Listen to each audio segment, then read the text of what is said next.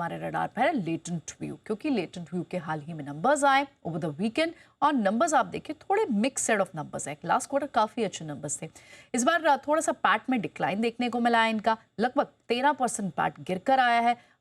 थोड़ा other income का एक इम्पैक्ट था, हायर एक्सपेंसेस भी थे कंपनी के पास, लेकिन मार्जिन्स स्टेबल रहे हैं। स्टेबल से इनफैक्ट थोड़े एक्सपैंड होकर आए, 17.3 से बढ़कर 17.7% आए। इनफैक्ट एक बार हम कंपनी के जो मैनेजमेंट है उन्हीं से बात कर लेते हैं कि आज वो इस पूरे मैटर पर CFO कंपनी के मिस्टर राजन वेंकटेशन हमारे साथ बने हुए हैं। आइए उनसे बात करते हैं, वो क्या हाइलाइट्स हमें समझा रहे हैं।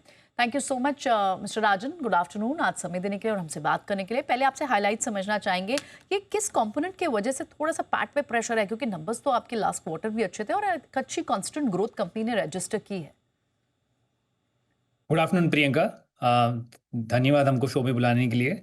तो थोड़ी कमेंट्री दूंगा इस क्वार्टर में। ऑफ कोर्स बिफोर पैट और प्रॉफिटेबिलिटी के बारे में बात करने के पहले I would also want to talk about the revenue growth that we were able to register for this quarter. So sequentially आप देखेंगे तो ऑलमोस्ट 9.1% इन INR टर्म्स हमने रजिस्टर किया है, and in dollar terms the revenue came in at about 7%, right? So definitely a very strong quarter in terms of revenue growth जो देखा गया है।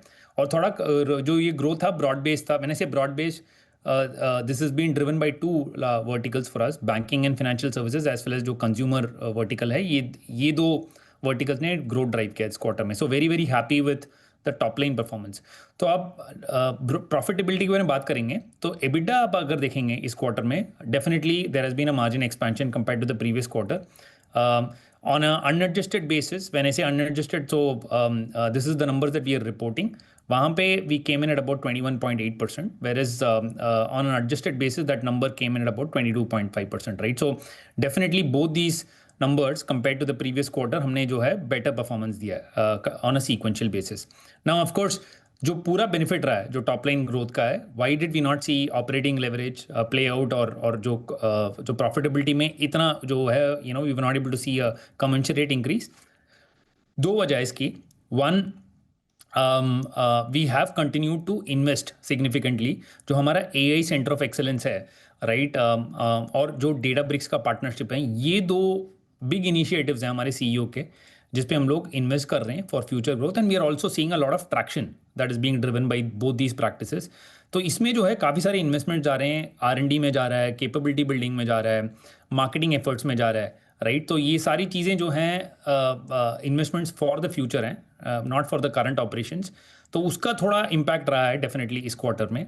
सेकेंडली हम ये भी देख रहे हैं कि जो इस क्वार्टर में आप देखेंगे, जो while EBITDA was better than the last quarter, जो PBT और जो PAT में है उसमें आपको थोड़ा सा you saw fall in those two matrixes.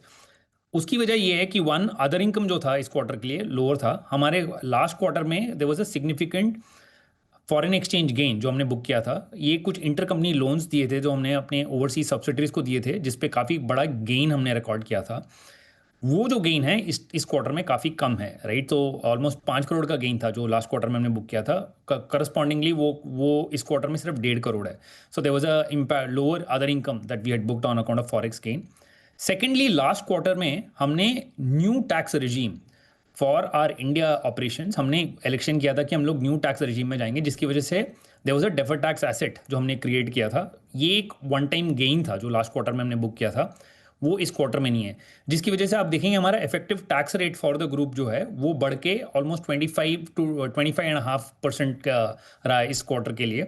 Whereas last quarter में हमारा ETR सिर्फ 16% था for the group, right. Going forward ये स्टेडी स्टेट रहेगा, ये 25 to 26% के रेंज में ही रहेगा as a group. So definitely जो लास्ट क्वार्टर में था वो there were a few one offs in terms of foreign exchange gain as well as this benefit of moving to the newer tax regime. That benefit was not there in this quarter, and that is the reason आपको लग रहा है कि हमारा profitability इस quarter में कम हुआ है। हालांकि this is the steady state going forward. Okay, in fact बहुत अच्छे से मिस्टर राजन आपने पूरा एक्सप्लेन भी किया कि अगर क्वार्टरली बेसिस पर अगर आपको हमें नंबर थोड़े वीक लग रहे हैं तो किस वजह से? क्योंकि लास्ट क्वार्टर में कहीं ना कहीं एक्सेप्शनल गेन जो था वो एक बड़ा कंपोनेंट दिखाई दे रहा था, पर नंबर्स बुरे नहीं आए। बट एक बहुत अच्छी चीज़ आपकी कंपनी के साथ जो बाजार को, मार्केट स्टेक होल्डर्स को, मार्केट पार्टिसिपेंट्स को पसंद आती है कि जो लगातार आप जो value unlocking through strategic alliances कर रहे हैं। फॉर एग्जांपल लास्ट क्वार्टर में हमने जो डिसीजन पॉइंट की आपकी, इनफैक्ट पूरे फाइट 24 के लिए आप देखें जो आपका डिसीजन पॉइंट के साथ जो है एक अलाइंस हुई, वो स्ट्रेटेजिक इन्वेस्टमेंट थी। उसके चलते हमने देखा है कि आपके revenue contribution in your consumer और रिटेल सेगमेंट वो सिग्निफिकेंटली बढ़ी है, 9% से बढ़कर लगभग 15% बढ़ी है। हमें और समझाएं कि आगे FY 26 में क्या बड़ी स्ट्रेटेजिक अलाइंसेस हम देखने को मिल सकती हैं। डेफिनेटली ये वाला जो इन्वेस्टमेंट रहा है, हालांकि इन्वेस्टमेंट की इमीडिएटली बाद जो है there were a few setbacks okay for the company. ये वेरी क्लाइंट स्पेसिफिक कुछ इश्यूज चल रहे थे जो अभी सॉर्ट आउट हो गए, ठीक है। जो हमको इनफैक्ट जो इमीडिएटली आफ्टर द एक्विजिशन जो हमको the sort of gains that we wanted to see, we were not able to register that. But then the good news is कि वो जो bad period था where there were some couple of client specific issues, those are behind us right now. तो हम अभी आज के date पे ये देख रहे हैं कि there is very very strong demand for the CPG practice, और जो सिनर्जीज देख रहे हैं हम, राइट। क्योंकि इवन बिफोर द एक्विजिशन हमारा भी अपना कंज्यूमर का प्रैक्टिस था which was much smaller of course. हमारा कंज्यूमर का प्रैक्टिस आप एनुअल बेसिस पे देखेंगे बिटवीन $5 to $6 million का प्रैक्टिस रहा है। डिसीजन पॉइंट का आप अगर प्रैक्टिस देखेंगे it was a much larger practice, right. So combined basis पे अभी जो हम क्या कर रहे हैं, हम we are going to market as one combined company. तो इसमें क्या देख रहे हैं, I think clients are also seeing a lot more value in terms of what we are bringing to the table, right. तो स्पेसिफिकली जो decision point है, they operate in a space called revenue growth management which is a very very core and integral part of all consumer companies. It's a part of their commercial function. उसके अलावा we are now combining that with our expertise in supply chain as well as our expertise in product innovation as well as R&D, जो consumer companies, you know, how do they bring new products to the table, right?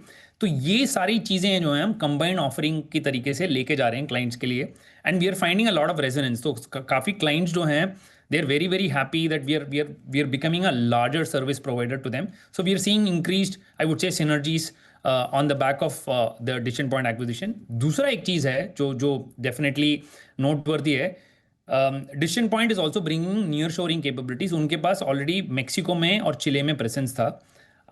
Hall recently आपने देखा होगा कि you know on the back of the H1B announcements that came through, right, we will see that going forward near shoring के लिए काफ़ी ज़्यादा demand भी definitely create होगा, right. So our presence in the Mexico markets will also definitely give us an edge over some of our competition when it comes to nearshoring capabilities, और वो हम already देख रहे हैं। Our nearshoring revenue has gone up quite a bit in the recent past, so these would be the couple of factors जो definitely हमको देखने में मिल रहा है कि synergies काफ़ी value unlock कर रहे हैं for the stakeholders.